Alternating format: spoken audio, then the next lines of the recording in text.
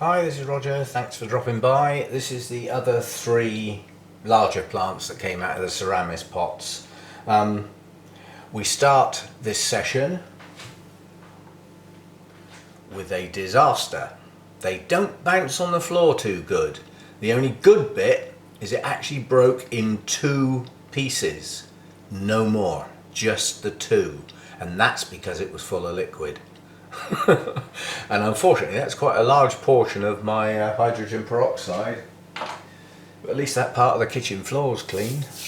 Anyway, moving on, the other two plants I haven't cleaned up yet. I've already prepared this one. I can't cut many more roots off, even though there's still a few dead ones on the grounds that in trying to get at the dead ones, a couple of the good ones came off. That's the time to stop.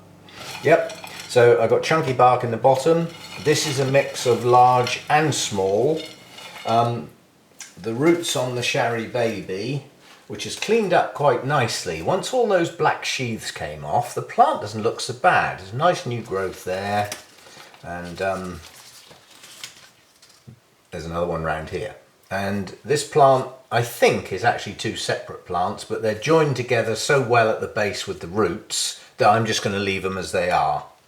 And as I say, a couple of new, so chunky bark in the bottom, and this is a mixture of small and medium bark. The reason being, the roots on the Sarry Baby do like some air around them, and they're not actually thin flimsy roots. You know, when you see a good root ball on the bottom of a Sarry Baby, they're pretty substantial, the roots.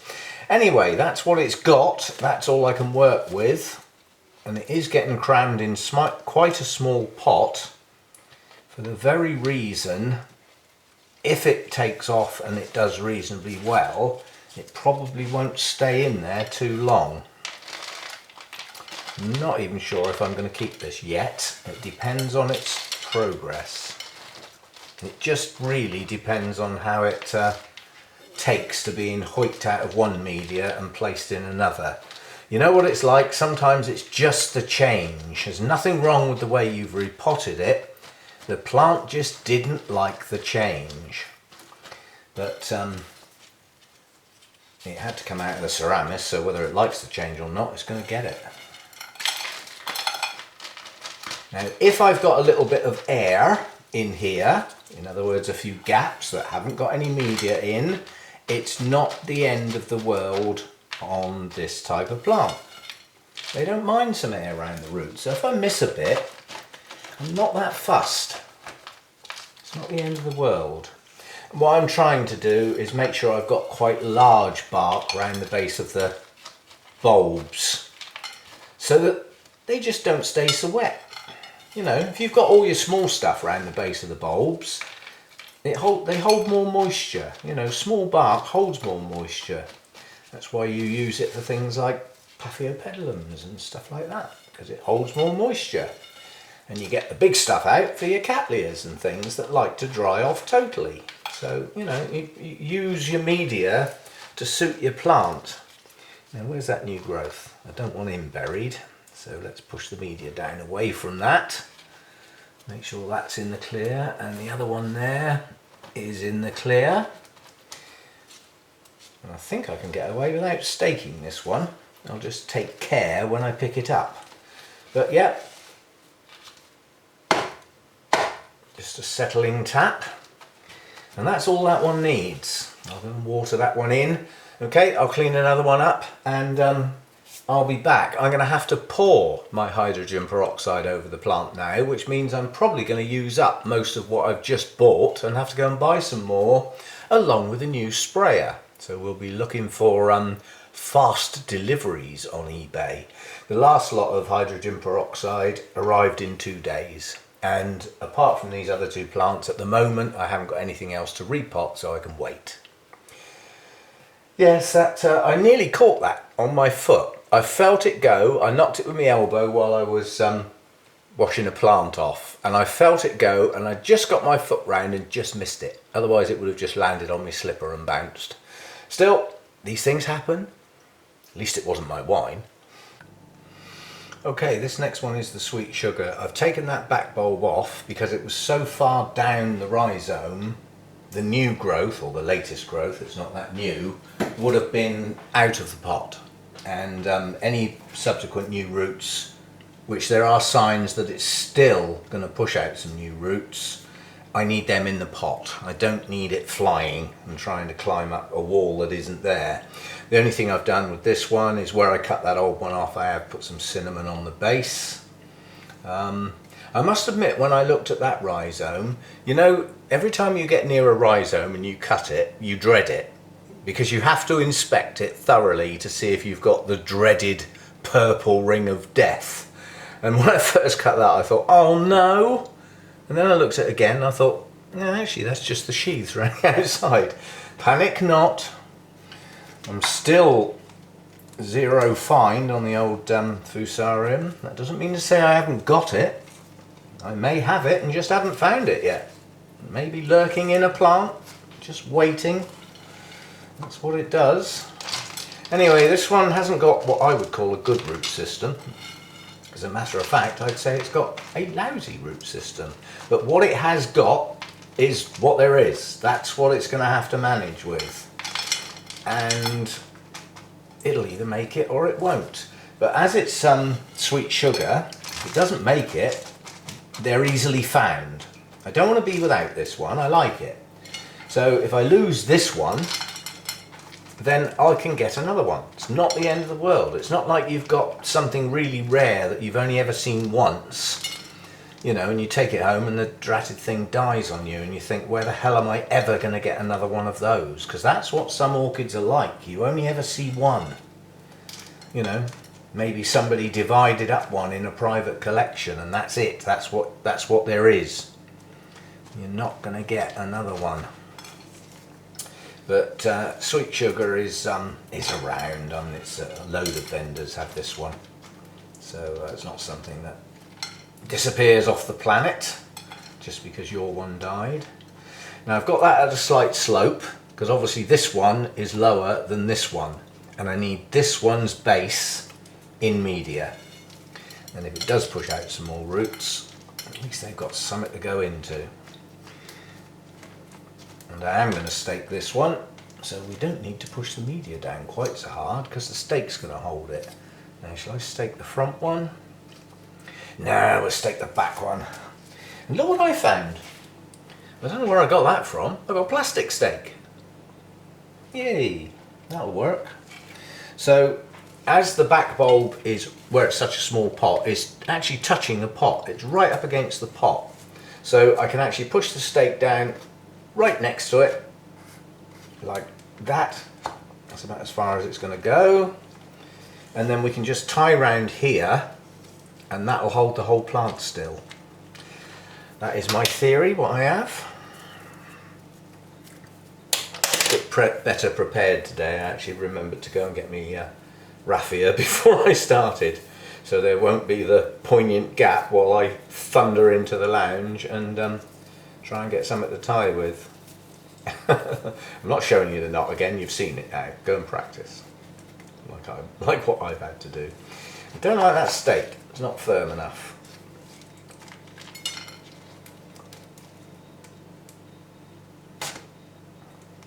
That's better. That's betterer. And then I can just take that round there, pull it gently. Just tie it off. As I say, it's just, you know, if I'm going to get some new roots, the last thing I want is for them to come out and break. So where I'm wobbling it around, picking it up to water it, and all those sorts of things that we have to do.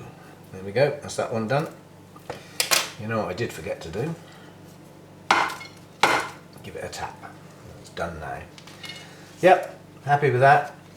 The base of that growth there is on the top of the media, and the other one is sunk down without media all round it, so it won't stay too wet.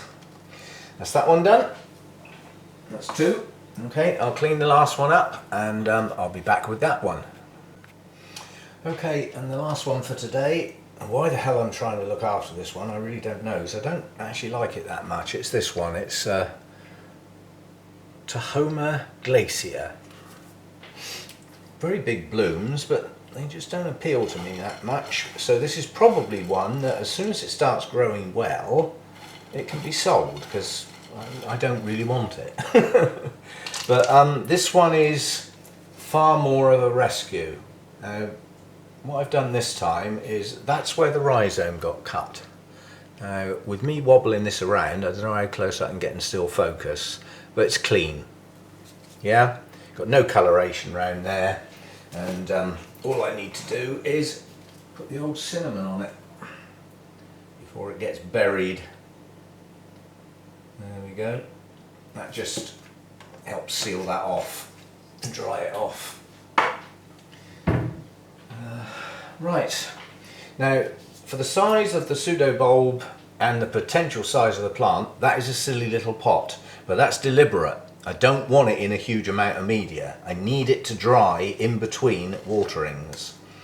I'm going to put that back bulb against the back there and keep it relatively high in the pot. Now this really is bordering on a rescue. It hasn't got many roots at all, but the roots that I've left on there, there's a sink full of ones I didn't leave on there, are good roots.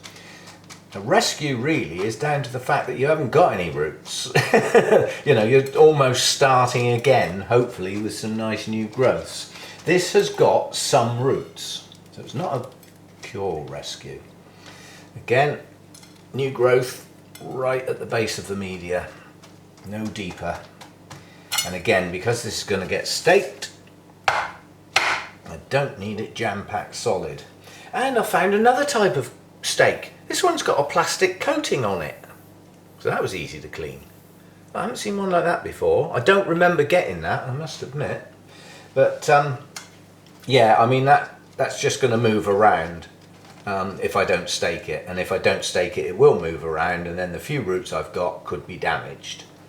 So I just need to, I'm only going to tie the back bulb. There's no point in tying that. That's going to do its own thing. And once the back bulb's secure, the new growth can't move anyway. That is my theory.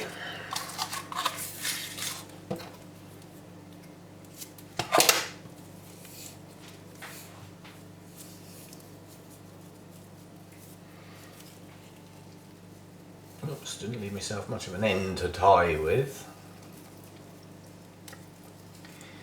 Show you another trick in a minute when I've done this, and you'll say, why didn't I think of that? Well, I haven't done it yet, so hold your horses.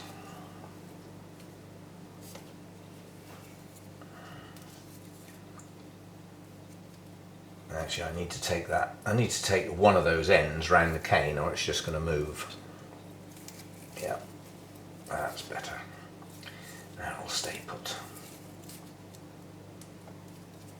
That's quite firmly tied there. It doesn't matter that I'm grabbing hold of an old back bulb. If I did that with the new growth, I'd have made a dent in it by now. Okay, right. Now, all of you gardeners who stake things in the garden know only too well that after you've put the stakes in and they're green, and the plant starts to grow and they're green, you can't see your stake. And if you bend over to pull a weed out, you can take your eye out and it's not funny. Similar with orchids, yeah? This has got to go in amongst other plants and under shelves and stuff, and that is going to do nothing but catch on things. And it could be my eye. So, anything above the back bulb is doing no good at all, is it? It's only that bit, so I don't need it. Now I'll take care as I move that around. Instead of trying to watch where the end of the stake is and not knock it against things, I can take care of my plant, which is far more flipping important. Don't leave great dangly stakes sticking up like that. They cause problems potentially. And if you've ever leant into a bunch of orchids thinking, what's that down there? Is that a flower spike? And then suddenly you're looking at it with one eye. It's not funny. Okay, so that's those three done. As I said, I'm not quite sure why I'm even rescuing that one. I don't like it. It's not very safe in that pot. Well, that's as good as it's going to get. Once it's watered in, it'll settle. So that's the last 3. Now, because I am now in a position where I haven't got my hydrogen peroxide sprayer, and I'm quite low on hydrogen peroxide because I've had to pour it all over the plants, the other 5 that are in the Seramis are going to stay there for a bit until I'm ready to do them. And the other reason is I've run out of this sort of size pot. Yeah? And it seems silly when I've got some on order for our show in 3 weeks' time to go and buy some separate and pay postage on them. So the next lot are going to take a while before I do them. I'll have a look at them. If there's any big ones in there that can go in this sort of size pot, because I've still got a couple of these, although I'm getting low on those, then I may do another 1 or 2. But otherwise, that's 6 done. I'm happy that I've done 6, and I'll get round to the other 5, which are a mixed bag. There's a couple of oncidiums in there. There's another twinkle, which I shall deal with probably the same way as I did the last one. And there's a Cattleya in there, my gold digger that was rescued from under the hedge after 6 months of hedge life. It managed to put out new growth, so I rescued it. Whether it's still got any, well, it's still alive and got any worthwhile roots, I don't know. I have to wait till we get it out. There's also a Maxillaria tenuifolia in amongst that lot. So it's more of a mixed bag, yeah, than this lot, which were basically oncidium types. There we go then. Thanks for dropping by, and yeah. Done. That's 6 out of the Seramis. 6 less for me to worry about. See you next time. Thanks for dropping by.